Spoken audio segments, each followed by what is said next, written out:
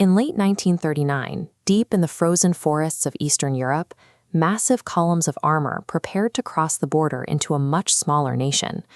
This map of Eastern Europe reflects the secret protocols of the Molotov-Ribbentrop Pact signed that August. While the world watched Germany and the Soviet Union divide Poland, Finland was quietly assigned to the Soviet sphere of influence. Soviet leader Joseph Stalin was obsessed with the vulnerability of Leningrad. The city sat a mere 32 kilometers from the Finnish border, a distance he viewed as an unacceptable security risk in the face of a rapidly rearming Germany. When the Finnish government refused demands to cede their territory, the Red Army fired artillery at their own border village of Mainila on November 26th. They blamed the deaths of their own soldiers on Finnish forces, fabricating the exact provocation they needed to terminate their non-aggression pact. Signed away in secret diplomatic agreements and facing a manufactured border crisis, Finland found itself entirely cut off from outside help as a superpower prepared for a full-scale invasion.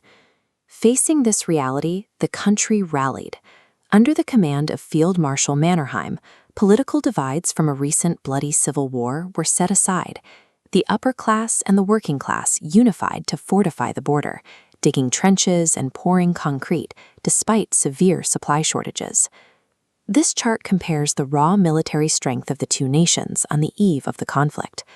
The Red Army amassed 21 divisions, totaling 450,000 troops, vastly outnumbering Finland's force of largely civilian reservists. Looking at their armor, the disparity grows even sharper. The Soviets mobilized over 2,500 tanks for the initial assault. Finland possessed exactly 32, most of which were outdated Renaults, completely unfit for modern combat. Relying on these numbers, the Soviet High Command expected minimal resistance. They drafted operational plans heavily influenced by recent swift victories in Poland, projecting their forces would march into Helsinki in under 2 weeks. The sheer volume of Soviet infantry, artillery, and mechanized power presented a mathematical certainty to foreign observers. Finland would fall, and it would fall quickly. On November 30th, 1939, without a declaration of war, Soviet bombers appeared over Helsinki. The initial raids killed nearly 100 civilians and reduced city blocks to rubble. Simultaneously, the Red Army launched a massive ground offensive across a 1,300-kilometer front, concentrating heavily on the Mannerheim Line in the Karelian Isthmus. They advanced using standard mechanized doctrine, expecting paved roads and open terrain. Then the winter hit. It was one of the coldest on record, with temperatures eventually dropping to -40 degrees Celsius. The dense Finnish forests lacked paved infrastructure, forcing the invaders onto narrow, unmapped dirt roads. Heavy snow instantly neutralized their vehicles, reducing massive armored columns to stationary targets trapped between thick pine trees. The Soviet war machine relied on speed and wide flanking maneuvers. Forced into single-file lines on frozen logging tracks, their tactical doctrine collapsed under the weight of the geography. The Finns recognized this vulnerability immediately. Most of their soldiers were highly skilled cross-country skiers. Dressed in white snow capes, they moved silently and quickly through the trackless forests, remaining virtually invisible against the winter landscape. Soviet columns stretched for miles along single roads, unable to maneuver. Finnish forces countered with the Motti tactic.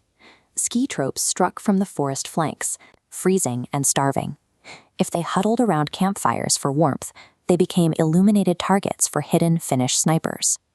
Utilizing the terrain and cold weather survival, this vastly outnumbered civilian army pinned down and dismantled the mechanized forces of a military superpower. This asymmetric approach yielded devastating results. At the Battle of Suomussalmi, small groups of Finnish soldiers encircled and annihilated the Soviet 44th Division. Thousands of invading troops froze to death or were killed in the ambush. These disasters were compounded by systemic failures in Moscow. Stalin's recent political purges had removed thousands of experienced officers, leaving green commanders to manage the chaos.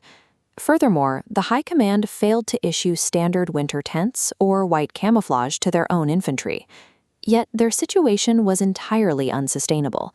The Finns were taking heavy casualties.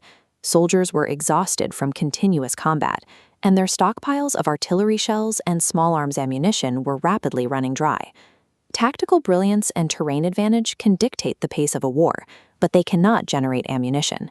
The Red Army, possessing effectively infinite reserves, simply absorbed their staggering losses and continued to push forward. The unprovoked invasion outraged the international community, leading to the Soviet Union's expulsion from the League of Nations. However, beyond public sympathy and small shipments of light arms, Britain and France provided no direct military intervention. This map shows the terms of the Moscow Peace Treaty, signed in March 1940.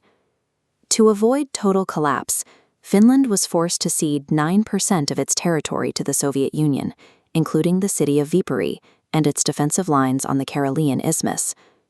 Rather than live under Soviet rule, over 400,000 Finnish civilians packed what they could carry and evacuated the ceded regions. They lost their homes and their land, but the nation retained its independence. This chart details the human cost of the 105-day war. Finland lost nearly 26,000 soldiers. The Red Army, however, suffered over 126,000 dead or missing, and that figure only covers fatalities. When factoring in the wounded, the sick, and those crippled by severe frostbite, another 188,000 Soviet soldiers were incapacitated by the conflict. The spectacle of a massive superpower bleeding itself dry against a tiny militia was closely observed in Berlin.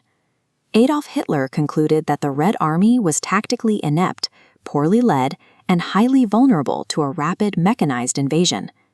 By refusing to fold under the mathematical certainty of defeat, Finland preserved its sovereignty. But in exposing the severe logistical and command failures of the Soviet war machine, the Winter War convinced Germany to launch Operation Barbarossa, shifting the entire trajectory of the Second World War.